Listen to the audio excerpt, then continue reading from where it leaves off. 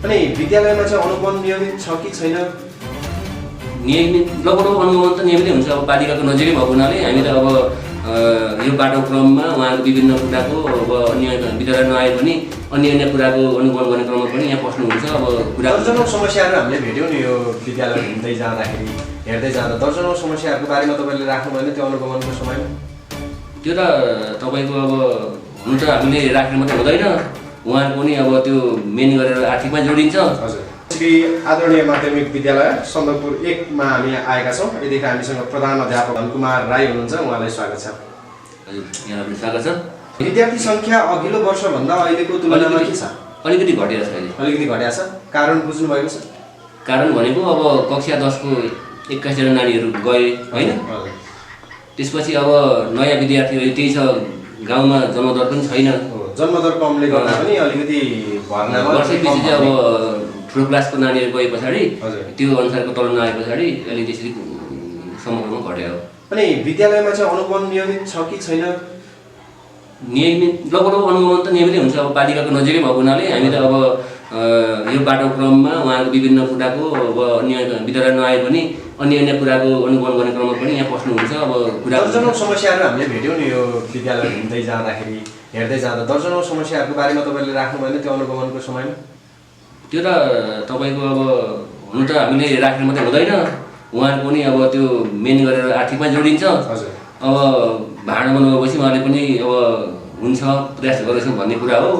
त्यसले गर्दा अब उहाँलाई पनि सबै कुरो गरिदिनु भनेर दोष लाग्ने छैन। अब उहाँले सक्दो चाहिँ गर्नु भएको छ जस्तो लाग्छ मलाई चाहिँ। गत वर्षको हाम्रो एससीको नतिजा भन्दाखेरि जम्मा 23 जना विद्यार्थी थिए भने गत भनेको चाहिँ योभन्दा अघिल्लो 82 को कि 82 को 82 को त्यो भन्दा हाम्रो जम्मा 20 जना विद्यार्थी थिए होइन। विद्यार्थीमा अब 9 जनाले चाहिँ 11 मा पढ्न सफल भएका छन्। तपाईँको कदम त मेन कुरो पहिलो नम्बर त विद्यार्थीले पनि चासो गर्नु पर्यो। तपाईँको अब अहिलेको नानीहरू कक्षा 8 सम्म एकदम राम्रो हुन्छ। विद्यार्थीहरूसँग कक्षा 9 पुगेपछि त्यो नानीको पढाइमा चाहिँ अलिकति हुन्छ क्या गिरावट। अनि त्यो चाहिँ के कारण रहेछ भनेर बुझ्दै जाँदाखेरि चाहिँ अब अलिकति उमेरले पनि होला। अर्को कुरो मेन समस्या भनेको चाहिँ अहिले यो फोनहरू छन्। तपाईँको नानीहरू फोनमा इन्गेज भए पछाडि अब कुनै बच्चाहरू त तपाईँको विशेष गरेर केटाहरू है अब अलिकति रातभरि चाहिँ अब त्यो गेम खेलेर कि के खेलेर अनि क्लासमा आउँदा पनि चाहिँ अब त्यो यस न त्यस्तो एकदमै अब त्यो देखिएको छ।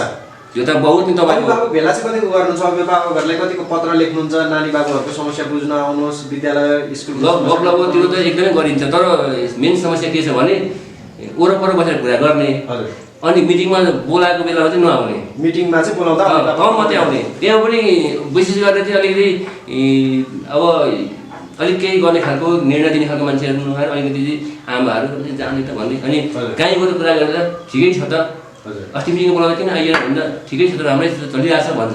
विद्यार्थीको त अनगिन्ती समस्याहरू रहेछन् तर विद्यालयसँग प्रत्यक्ष तरिकाले चाहिँ उजुरी गर्न नसकेका रहेछन्।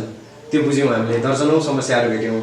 जस्तै शौचालय खानेपानीको अवस्था कस्तो छ? अब तपाईँको मैले भने नि अघि खानपानी कुरा गरेँ मैले तपाईँ देखाएँ नि मैले त्यहाँ तपाईँको त्यो पल्लो धारासँगै उयो त्यो थियो नि धारा त्यो सँगै मैले फेरेर पनि भाँच्यो अर्को त्यो नानीले। फेरि अर्को फलामको धारा मैले जोडेको त्यो पनि भाँचेर त्यहाँ यसम लडिरहेको 2 दिन जति लडिरहेको थियो। मैले चलाएको छैन। खानेपानी त शुद्ध पर्याप्त छैन भन्नुहुन्छ नि विद्यार्थीले, के छ? अब तपाईँको यो विद्यालयले मात्रै सबै कुरो गर्ने होइन, स्टाफले हेडमास्टरले पनि गर्ने होइन, मैले भन्ने हो। तपाईँको कति कुरा त हो भन्ने भने आफै पनि खटेर अब अहिले पानी बिग्रियो भने म आफै बाइकमा आफ्नो कर्मचारी लिएर जान्छु पानी बनाउनु। कसलाई भन्छ त्यो पानी बनाउन जानुहुन्छ? 2-3 किलोमिटर माथि जान्छु। प्रधान अध्यापक म बोकेर जान्छु, मान्छे बोकेर जान्छु। किनभने अब कसले बनाउने त्यहाँ भरे त मलाई हेर्ने हो नि त, तपाईँलाई मलाई हेर्नु हो नि। विद्यार्थीको समस्या आउने बित्तिकै प्रधान अध्यापकले किन हेरचाह गरेन भन्ने त हाम्रो प्रश्न रहन्छ। मलाई आइहाल्छ। नानीहरूलाई स्कुलमा उठाएर म त्यो यहाँको दाइलाई लगेर बाइकमा लिएर जान्छु माथि पानी बनाउन जान्छु। त्यहाँ अब मलाई थाहा छ नि, म त्यो सबै अब थाहा छ काकाबाट छुट्छ के हो भन्ने कुरा लु यहाँ हेरौँ त्यहाँ हेरौँ भनेर भनिन्छ होइन। अब शौचालय हेर्दाखेरि शौचालय प्रशस्त भेटियो तर शौचालयमा व्यवस्थित देखिएन नि। लगभग अब सरकारी विद्यालयहरूको अब लगभग जति नै गर्दा तपाईँको सरसफाइ लगभग योभन्दा चाहिँ निकै गाह्रै पर्ला तपाईँको। सरसफाइ ठिक छ, सरसफाइमा मैले तपाईँलाई केही भनिनँ, हामी प्रत्यक्ष तरिकाले गएर हेऱ्यौँ। तर त्यहाँनिर चाहिँ जाँदाखेरि महिलाको शौचालयमा त अलिकति समस्या छ नि, महिला त असुरक्षित भयो नि त। महिला चाहिँ जुन ठाउँमा चाहिँ अहिले शौचालय जुन प्रयोग गरिराख्नु भएको छ त्यो प्रयोग गर्ने ठाउँमै चाहिँ छर्लङ्ग बाहिरबाट देखिने झालहरू त्यो फुटेको त्यो तपाईँले झरेको उतापट्टि मात्रै हेर्नुभयो कि त्यो चाहिँ अब यतापट्टि जुन नानीहरूले सधैँ प्रयोग गर्ने चाहिँ त्यो सुरक्षित छ, सुरक्षित छ, एकदम तालाताबीसँग पानी आउने नै छ। तर उतापट्टि चाहिँ धेरै धेरै हुँदा नानीहरूले त्यो पिसाब गर्ने चाहिँ उतापट्टि हो। तर त्यसले गर्दा अब नानी पनि धेरै छैन, अब लगभग पालो पिलो गरेर ओल्लोपट्टि नै प्रयोग गरिरहेछ। त्यसले गर्दा महिलाको सुरक्षामा हेर्दाखेरि अलिकति सुरक्षा देखिएन, सुरक्षित देखिएन। अब यो बारे चाहिँ चाँडैभन्दा चाँडै त्यो झाललाई चाहिँ मर्मत गर्नुहुन्छ कि? त्यो त अब सामान्य कुरा हो। पहिला पनि त्यहाँ अब के अरे स्ट्यान्डमा थिएन होइन, अलिक खुल्लै थियो। त्यसलाई अब विभिन्न अब त्यो काठले गर्दा पनि हजारहरू देखियो होइन। त्यसले गर्दा पहिला अलिक सामान्य त्यो अब बोराले बाँधिएको थियो, त्यो फाटेर गएछ। र त्यो उतापट्टिको त्यो साह्रै नानीहरूले त्यतिखेर त्यहाँ गएर उनीहरूले पिसा पनि गर्ने अवस्था छैन। त्यसले गर्दा पनि नानीहरूले त्यतिखेर अब कुरा गरेन। यतापट्टिको अब म कहिले कहिले हेर्छु नि त, जुन तपाईँको यो हाम्रो यो साइड अर्को साइडको यताको शौचालय त भइहाल्यो, अर्को साइडको शौचालयमा त चुकुलै लाग्दैन। म पनि त्यहाँ गएर प्रत्यक्ष तरिकाले हेरेँ, बाहिरबाट ठेल्यो भने त्यही चुकुल चाहिँ सुरक्षित छैन। कता उतापट्टि भन्नु? उतापट्टिको अब त्यो त भित्रबाट चुकुल छ तर काम नदिने चुकुल छ। तपाईँ यस्तो अब बच्चा केटाकेटी नि यति सालको हुन्छ कि तपाईँको त्यो लगभग बनाएको त्यो ढोका फेरेकै मैले 1 वर्ष भएको छैन ल। अब त्यो लात्तीले हान्ने कोही भित्रबाट ठेल्ने त्यो तपाईँको विशेष गरेर केटाहरूको त्यो विद्यार्थीहरू त अनुशासित देख्छौँ नि हामी होइन। अब अहिले यो ब्याज ठिकै छ नानीहरू, अब विद्यार्थी अनुशासित छन्। अब यो बिग्रिएको चिज, यो बिग्रिएको शौचालय जुन थप्नुपर्ने कुराहरू छन् यो बारे चाँडै विद्यालयले ध्यान आकर्षण गर्छ गर्दैन? त्यो त सामान्य कुरा हो, त्यो त गरिहालिन्छ। सामान्य कुरा भनेर फेरि भोलि पर्सि निकर्सी हामीले विद्यार्थीहरू सूचना पायौँ भने बनेको छैन, अझै केही सुधार केही विद्यार्थीहरू लगाएर बनाइ सबैजना मिलेर बनाउने हो नि। कहाँ खाजा मान्छे दादा कसले गर्ने कुरा छैन नि त। विद्यार्थीसँगै मिलेर काम गर्नुहुन्छ तपाईँ? अरे यहाँ ढुङ्गा बोकेको भिडियो हेर्नु भएन? हजुर। यहाँ पर वाल कसरी काम नगर्दा हामी स्टाफ लागेर ढुङ्गा निकालेर सबै त्यहाँ स्टाफहरू लागेर त्यो वाल पनि होइन भनेको त्यो भित्रको चाहिँ त्यो क्लासरुम त गाह्रो थियो नि त। हजुर। अब कहाँ लाने भन्दा चाहिँ लु सरहरू लागौँ भनेर चाहिँ अनि बेलुका कोदाली मागेर हामीले सुरु त्यो स्कुल लागेर त्यो के त पहिला वैशाखको के थियो अनि त्यो बेलामा यो वाल त लडेको थियो। तपाईँ यो शौचालयको विषय छ नि त, शौचालयको विषयमा ध्यान आकर्षण चाहिँ हुन्छ हुँदैन चाँडै?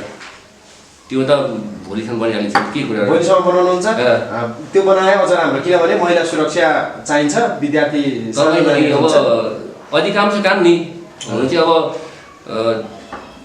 प्र्याक्टिकल कामभन्दा अन्य कुरा धेरै कुरो चाहिँ मैले बाध्य पनि गर्नुपर्छ। किनभने अहिले म जमरा बोकेर उठ्ने कक्षामा गएर काटि नै हाल्नुपर्छ। किन अब मिस्त्रीबाट कहाँ बनाउनु मिस्त्री होइन?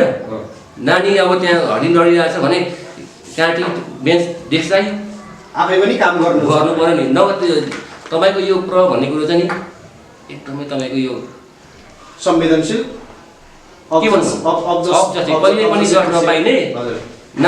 यो मान्छेको राम्रो छ, यसको भत्ता छ न, उसले कहिले जिन्दगीमा जस पाउँछ, फेरि बिचको यो पाटा। हजुर।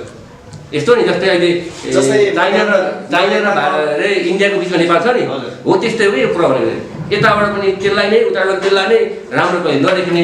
प्रधानाध्यापकलाई त हेर्ने नजरै नराम्रो। तपाईँको अहिले पनि पालिकाबाट यो कागज अहिले भनेपछि म कहाँ मान्छे पनि पुग्नु पऱ्यो होइन। अब जिल्लाबाट मलाई अहिले यो कागजतिर पुगेन, त्यो यस्तो पुगेन, अहिले पुग्नु पऱ्यो, अहिले मेल गर्नु पऱ्यो। हेर्नु है अब कहाँ छु, बिरामी छ कि बिदामा छ कि तपाईँको छुट छैन। अब शनिबार घरमा म बिदा हुन्छु नि। हजुर। अब कुन कार्यालयले कुन बारेमा गरिरहेको हुन्छ? तपाईँ बिरामी हुनुभयो भने पनि तपाईँको आफ्नो चाहिँ जिम्मेवारी चाहिँ छुट्छ। मेरो कामले कहीँ गयो भने मैले छुट गरेँ, मेरो पनि होइन।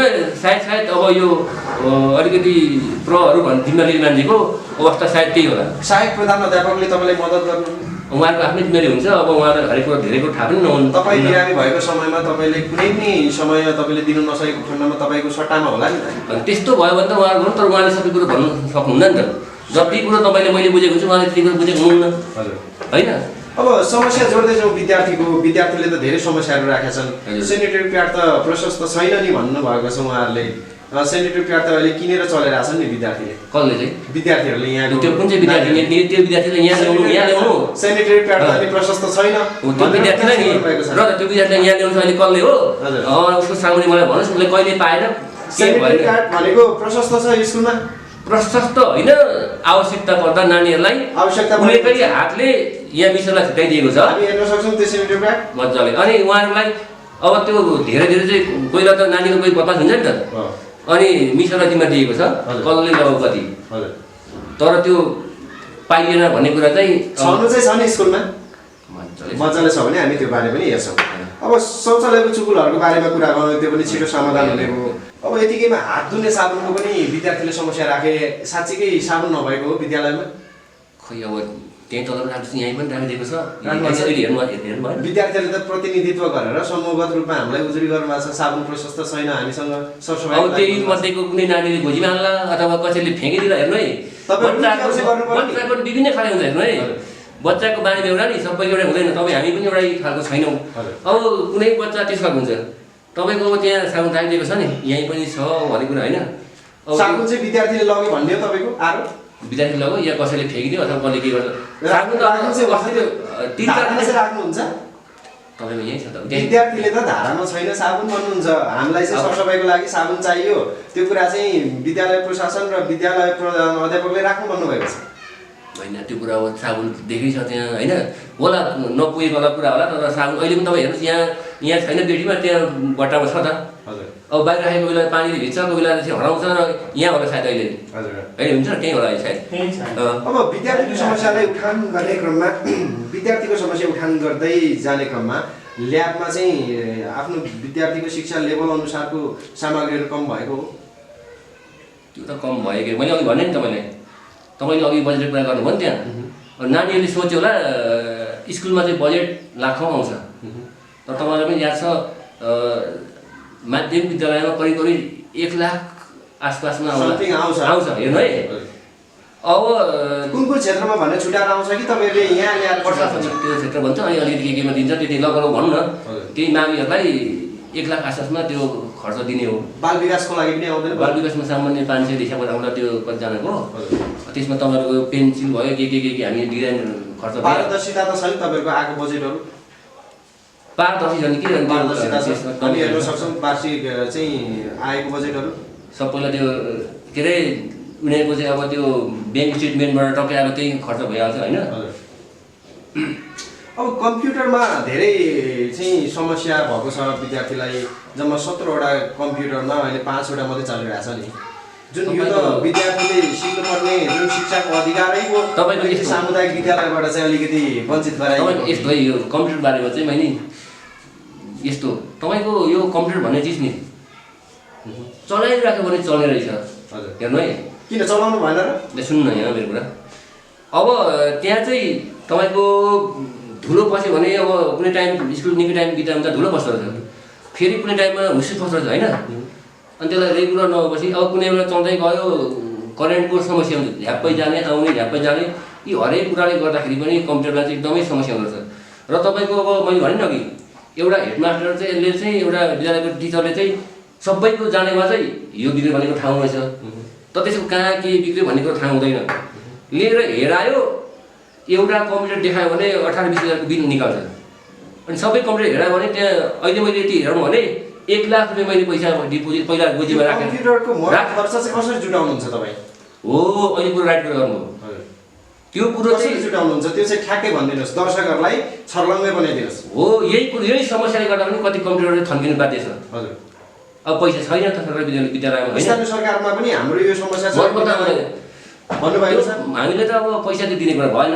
हामीले त प्रमिटिङमा नि के भनेको भने अब 1-2 जना चाहिँ पालिकामा चाहिँ हार्डवेयर सम्बन्धीको टिचरहरू तालिम दिएर राखौँ, अनि त्यसले चाहिँ सबैतिर त्यसले चाहिँ हेर्ने क्या।